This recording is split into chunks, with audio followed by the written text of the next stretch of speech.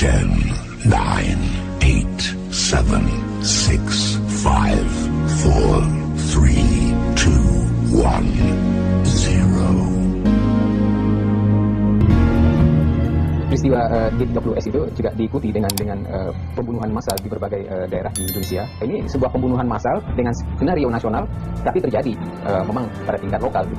Tapi begitu datang aparat keamanan, mereka mendapat dukungan sehingga mereka dengan berani menghabisi nyawa orang-orang yang dicap PKI.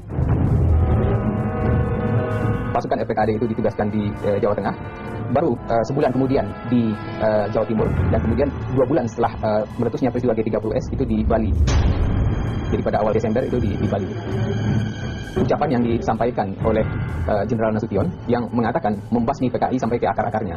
Nah, pengertian membasmi sampai ke akar-akarnya ini di bawah ditafsirkan menghilangkan nyawa dari mereka yang menganut ideologi ini.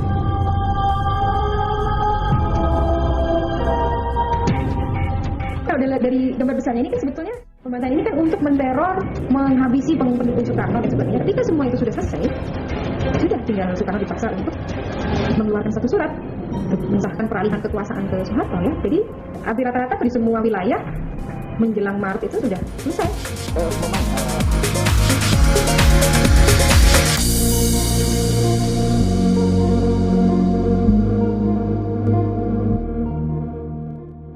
Mengapa pembunuhan massal usai G30S paling banyak terjadi di Bali?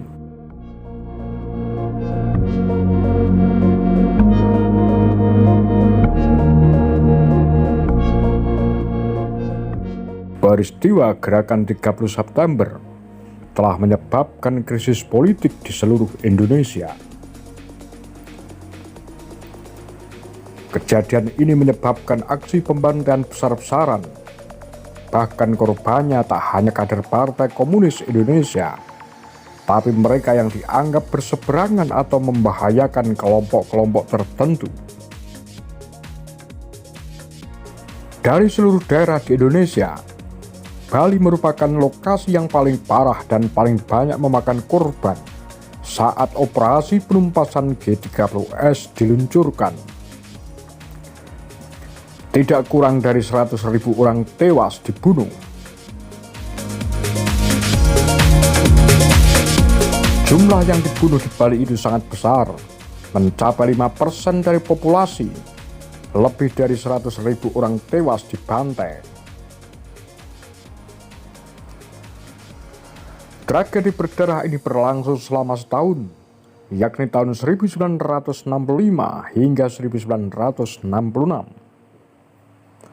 Konflik bermula dari kisruh internal Partai Nasional Indonesia antara anak Agung Bagus Suteja dengan Inyoman Mantik.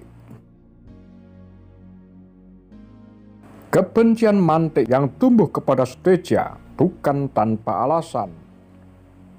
Sikap permusuhan dimulai Mantik karena Presiden Soekarno lebih memilih anak Agung Bagus Suteja untuk menjadi gubernur Bali yang pertama sejak Bali resmi menjadi provinsi mandiri. Sebelumnya, Bali merupakan bagian dari provinsi Sunda Kecil ketika pengakuan kedaulatan diberikan Belanda.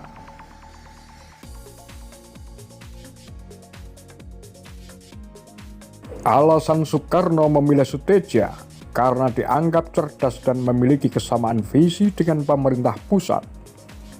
Apalagi Suteja merupakan pendukung pemikiran-pemikiran Bung Karno.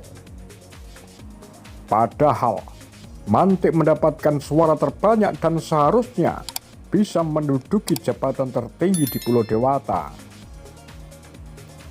Selain kisruh internal parpol, potensi pembantaian besar-besaran juga dipicu oleh persaingan antara bangsawan di Bali. Mereka ingin merebutkan kekuasaan atau menjabat posisi lebih tinggi. Alhasil, hanya dengan melaporkan sosok tersebut terafiliasi PKI, aparat langsung menculik dan mengeksekusinya. Ulah kader dan simpatisan PKI juga menjadi salah satu penyebabnya. Mereka kerap merendahkan atau menyepelekan umat Hindu di Bali. Alhasil, ketika G30S pecah, mereka menjadi orang yang paling diburu umat Hindu.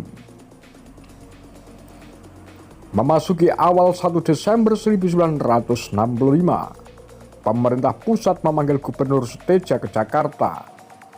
Di saat bersamaan, sekelompok massa PNI dari berbagai lokasi di wilayah Kendali Mantik menyerbu Puri Agung Negara Jembrana.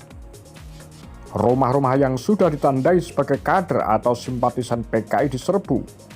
Satu persatu penghuninya diseret keluar, kemudian dipukuli beramai-ramai dan dibunuh.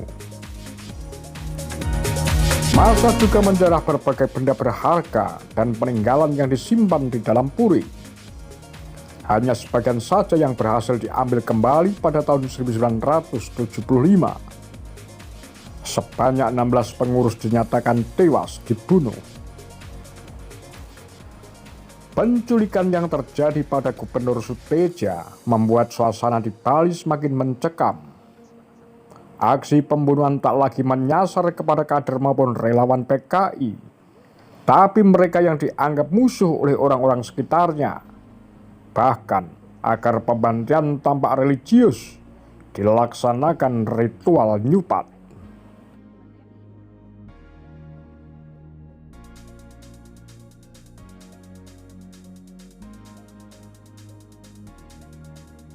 Merasa di atas angin, Mantik semakin menjadi dalam membuat berbagai teror di Bali.